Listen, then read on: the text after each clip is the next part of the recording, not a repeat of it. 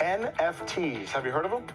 They're non-fungible tokens. It's like money, but it's not money. You just need to find out what these things are, because I didn't know either. So, but you will, because we've got a story on that. And then Sean Stone's going to join us to talk about the Hollywood effect on all of this. Stay there.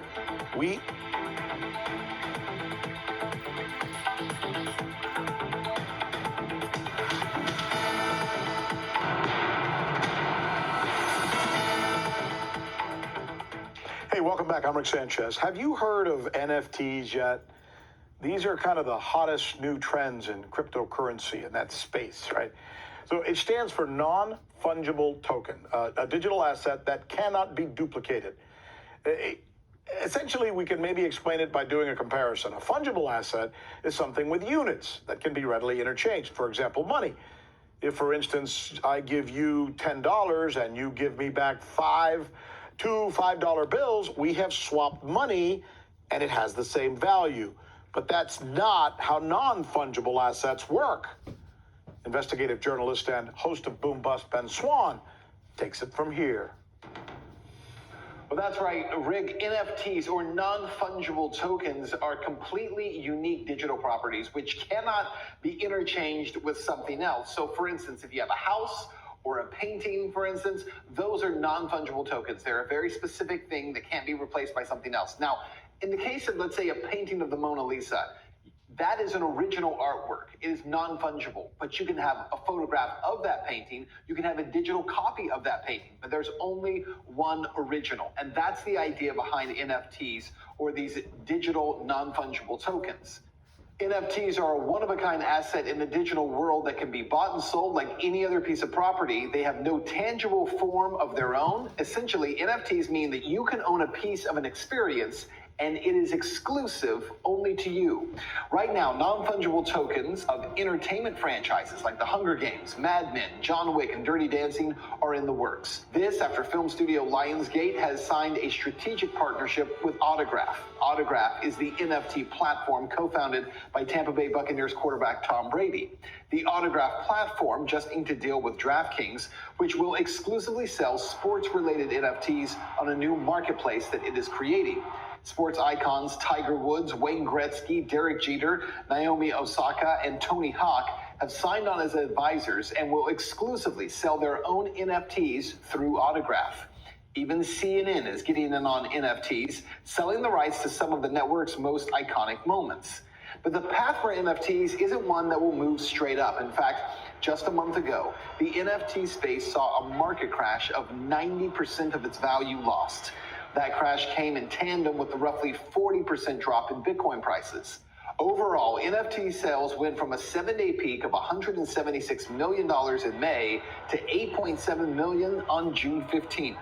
But remember, the NFT experience is about much more than just the crypto economics. It's about fan experience. So for instance, the band Kings of Leon, they just recorded the first ever NFT album, which actually sold about $2 million worth of these NFT tokens. Each of those NFTs, by the way, contained a unique token with exclusive album artwork and limited edition Golden Eye vinyl. For the news with Rick Sanchez, I'm Ben Swan. So they got artwork and they got vinyl. I'm not sure I get it yet, but I think Sean's going to be able to make me understand this. I think I'll take the $10 bill instead. Sean Stone joins us now. He's in Hollywood. And the reason that we're going to Sean in Hollywood is because, believe it or not, there's some folks out there who are actually starting to make usage of this.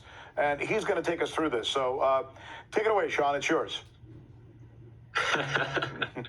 Where do I begin? It's comparable. I mean, the reason that it's trading oftentimes on Ethereum platforms, right? So it's very comparable in a way to Bitcoin or these cryptocurrencies, that it's difficult for people that are tangible, that want, real things. You talk about money, right? Like the idea of paper currency, right? Or even gold. Like these are physical commodities or assets. Right.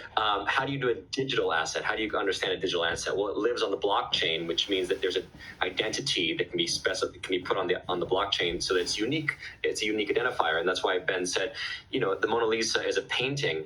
Now imagine there's a digital version of that painting of the Mona Lisa. That's what this this digital artist sold his digital work for $69 million. It's a digital art piece, but because it has a unique identity or digital identity that is unique, even though you can't physically touch it and say, well, here, I can hang this on my wall, someone can basically lay ownership to that digital art piece. Beeble is the name of the artist. So it's difficult for those of us that are still in the physical realm, in our analog, to try to understand digitally how this can have so much value. But it's really a collector's concept, right? So it's like, because there can be a digital identity that's distinct, and that artwork can be distinct, even though you can copy it. Right now, you could go online and you can get a copy of the Mona Lisa. You can get a print of the Mona Lisa, but you can't own the Mona Lisa, right? Unless you want to pay, I don't know how many millions and millions of dollars to buy it. So it's a similar concept with the NFT. It's like, well, you can have a distinct digital art piece that's on the blockchain, it's identifiable and it's unique. You can get copies of it, but a collector may say, I want the original. And again, for those of us that are kind of more in the tangible world, we're like, what's the difference between, if it's a digital piece in the beginning, it doesn't seem like it would have that much difference, right, between the digital original and the digital copy. So how do you cash it in, though? I mean, I know my $10 is always going to be $10.